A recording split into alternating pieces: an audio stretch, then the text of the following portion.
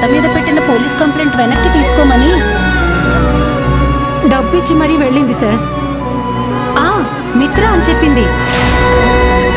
నన్ను ఏం చేస్తుందో అని నాకు చాలా భయంగా ఉంది సార్.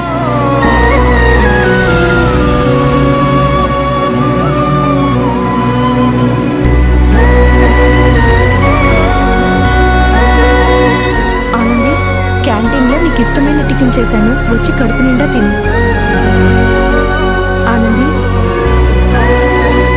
ఆనంది, ఏమైంది? ఏం ఆలోచిస్తున్నావు? ఏం లేదక్కా.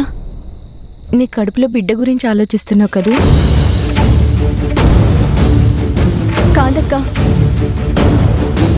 ఈ బిడ్డని నా కడుపులో పడేసిన ఆ పాపాత్ముడు ఇంకా దొరకలేదేంటని ఆలోచిస్తున్నాను. విశ్వం దొరికితే ఆ అసలు వ్యక్తి ఎవరో తెలిసిపోతుంది కదే. అవునక్కా, కానీ ఏమైంది? ఆ మిత్ర మాకు తెలియకుండా విశ్వం భార్య వనజ దగ్గరికి వెళ్ళి విశ్వం కనిపించడం లేదని ఇచ్చిన కంప్లైంట్ని వాపస్ తీసుకోమని చెప్పి వచ్చిందంట.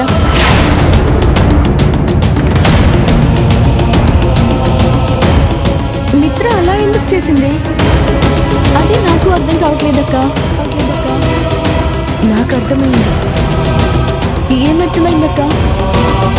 వాడెవడో బయటపడితే నీ జీవితం బాగుపడి నువ్వు సంతోషంగా ఉంటావని కుళ్ళు ఆ మిత్రకి. చచ్చా, మిత్ర అలా ఎందుకు ఆలోచిస్తుందక్కా?